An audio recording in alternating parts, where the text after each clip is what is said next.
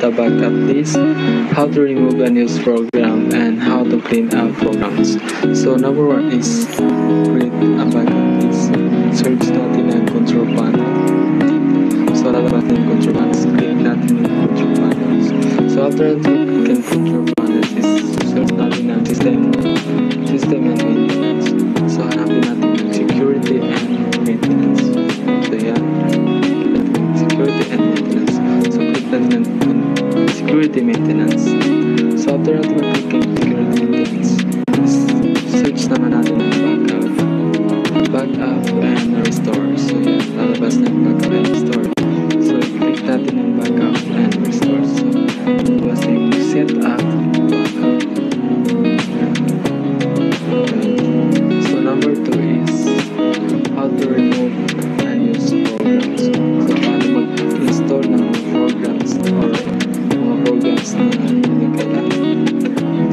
So search natin ulit ang control panels.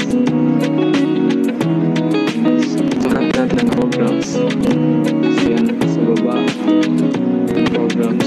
Click natin ang programs. So hanapin natin ang programs and futures. So yan. So click natin ang programs futures.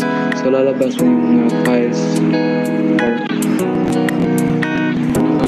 so kung gusto mo install ang hindi mo na kailangan ng programs like this, click mo lang yung double click lang. So lalabas na yung uninstall.